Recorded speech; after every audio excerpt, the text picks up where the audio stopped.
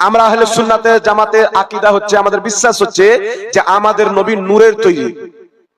এই জোরে বলেন কিসের তৈরি? নূরের। কিছু গাঁজাখোর মৌলবি বেরিয়েছে, এই আবার যুক্তি দিয়ে নবীকে মাটি প্রমাণ করতে চায়। একটা বর্ধমানের গোপাল ভাঁড় আছে, গোপাল ভাঁড়, পোল্ট্রি মুরগি চিনেন?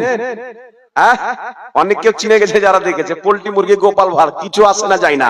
ওর মাদ্রাসায় বাগদাদি কায়দা পড়ায়।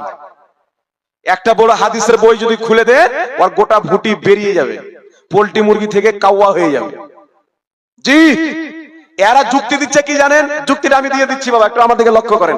আচ্ছা বলেন তো, আদম আলাইহিস সালাম কিসের তৈরি? মাটির না? এই সবাই বলেন কিসের তৈরি? আদম আলাইহিস সালাম মাটির তৈরি। আর জিবরিল মিকাইল যত ফেরেশতা আছে, ফেরেশতা কিসের তৈরি? কথা বলেন, ফেরেশতা কিসের তৈরি? আদম নবী মাটির তৈরি, ফেরেশতারা হচ্ছে নূরের তৈরি।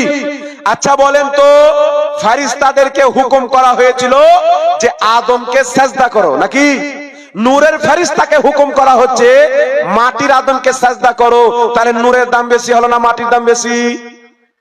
জি, যুক্তিতে সবাই বলে দাম তো মাটিরই বেশি হলো, কিন্তু আদম নবী মাটির তৈরি, এই কারণে সিজদা দেওয়ার হুকুম হয়নি। এই যুক্তি দিয়ে মাটি প্রমাণ করতে হয়। আদম আলাইহিস সালাতু ওয়াস সালাম আল্লাহর নবী, তাই সিজদা করার হুকুম হয়েছে, মাটির তৈরি তাই নয়। আর যদি বলে, যেমন আহলে হাদিস মৌলবি বলে, ওয়াহাবি মৌলবি বলে আদম মাটির তৈরি, ফেরেশতা নূরের তৈরি, ফেরেশতাকে হুকুম হলো মাটির আদমকে সিজদা করো, সুতরাং বুঝা গেল মাটির দাম নূরের চাইতে বেশি। আমি ওই দাজ্জাল কানা মৌলবিকে বলবো, উঠাও পবিত্র কুরআন, আল্লাহ পাক বলছেন আল্লাহু নূরুস সামাওয়াতি ওয়াল আরদ, আল্লাহ হচ্ছে জমিন এবং আসমানের নূর। তো আল্লাহর দাম বেশি না আদমের দাম বেশি? কথা বলেন, আল্লাহর দাম বেশি না আদমের দাম বেশি? তো এখনই তো বললেন যে মাটির দাম বেশি, নূরের দাম কম। তো আল্লাহ তো নূর, আদম তো মাটি, তাহলে নূরের দাম কম কেন হলো না? তো বুঝা গেল নূরের তৈরি বলে সম্মান বেশি না, মাটির তৈরি বলে সম্মান বেশি না।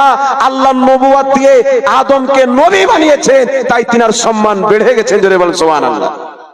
আর এই দাজ্জাল কানা যে যুক্তি দিচ্ছে নূরের ফেরেশতাকে সিজদা করতে বলা হলো, কিন্তু কি কারণে বলা হলো এটা কিন্তু আপনার সামনে বলবে না। ওয়াহাবি মৌলবীর কাজ হচ্ছে হাদিসের নামে মিথ্যাচার করা, কোরআনের নামে মিথ্যাচার করা। আমি আপনাকে বলে দিচ্ছি, ইমাম জুরকানি রাহমাতুল্লাহ আলাইহি নিজের কিতাব সারা মাওয়াহিবুল লাদুনিয়ার মধ্যে লিখেছেন, আল্লাহ পাক হুকুম করলেন উসজুদুলি আদমা, এই আমার ফেরেশতা মণ্ডলীরা তোমরা সবাই আদমকে সিজদা করো। আল্লাহ পাক যখন সিজদা করার হুকুম দিয়েছিল, ইমাম জুরকানি বলছেন সিজদা